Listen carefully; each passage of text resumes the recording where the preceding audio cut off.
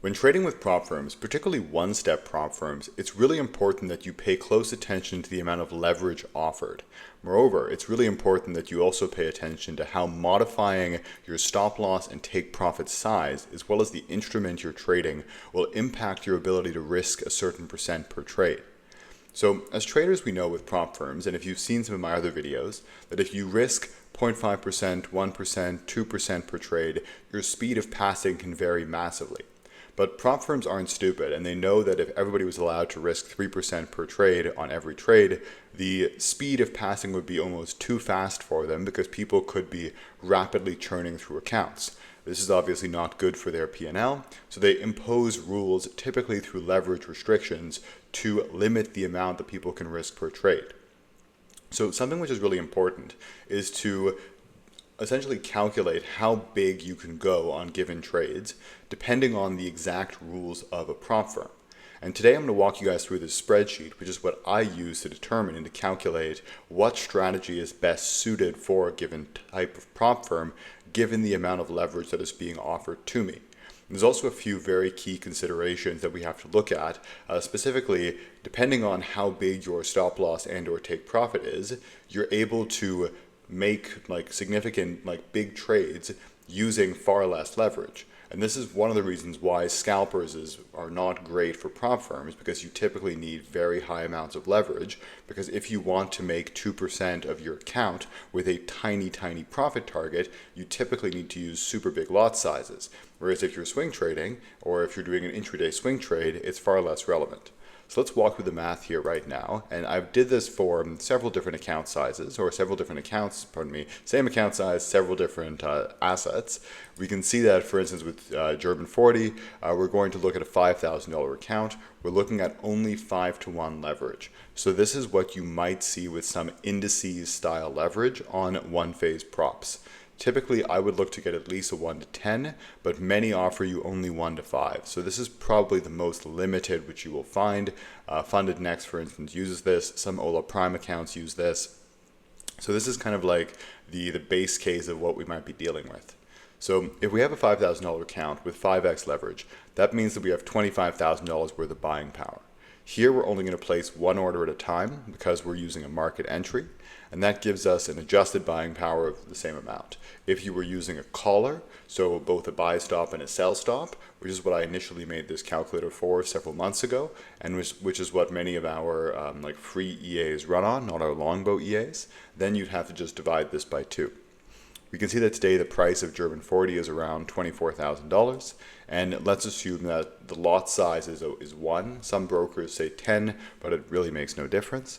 And that means the max lots that we can trade, we would simply take the buying power and then divide it by the price of German 40 times the lot size, so the contract value. And that then gives us that we can trade 1.03 lots. Here, let's assume we're using a stop loss of 0.25% of price. And this can be bigger or smaller depending on the exact market volatility, but this is a pretty tight stop loss relative to what I would typically see with our German longbow EAs. That means that our max daily risk is simply going to be, we take our buying power and we divide it by the number of orders times the stop loss. So very simply, that this is 1, we're going to say that, hey, if we hit the stop loss, we're going to take the percentage of price and multiply it by the actual order size. So how much are we actually risking per day? And to clarify, this is the amount, the total max that we can risk per day, given the fact that we're using all of our buying power. And that's, in this case, $63. And then if we take that 63 and we divide it by the $5,000 account size, there is some rounding here, that would be 1.25%.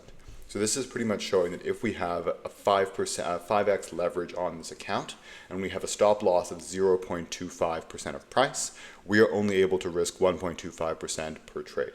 Because if we try and risk 2% per trade here, we're not going to have enough leverage. And we're going to hit the insufficient leverage error, which you often get in the market journal. So let's say instead of using a 0.25% stop loss, we're going to use a 0.5% stop loss. All of a sudden, because we have a much greater stop loss and a much greater profit target, we don't need as much leverage. Because essentially what you do is you take the size of the TP and you multiply it by like the actual contract, like the amount of size you're trading, so like the volume which you're trading, and that would give you your profit. And that profit over the account, so let's say you make a $200 profit over a $10,000 account, that would be the percentage here, which is either your risk or your reward for the given day, right? So all of this goes to show that if we want to use a 5x leverage account, maybe our stop loss needs to be quite a bit bigger, because that then enables us to risk far more per trade. So there's an inverse relationship between how tight the stop loss is and how much leverage one can use. So that is really the big takeaway here. You need to calculate that. Granted, your stop loss is going to be a little bit different if you're using a daily range one every single day.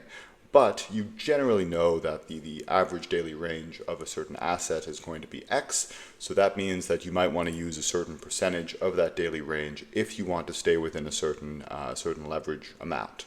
So that can be quite helpful there. And also it can goes to show that like for certain assets like the NASDAQ, where we use a bigger stop loss, you might be able to risk a little bit more just because of the fact that it tends to be a bigger stop loss or a bigger take profit. So all of this goes to show that it's really important to do the math before using a one-phase prop firm and also before deciding which one to buy.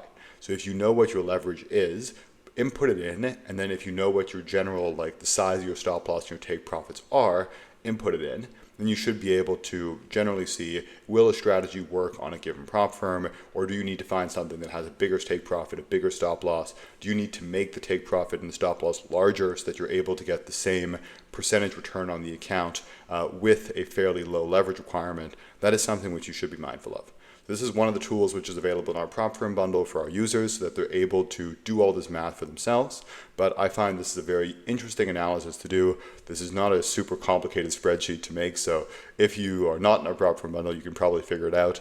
If you are, just message me and I'll give it to you.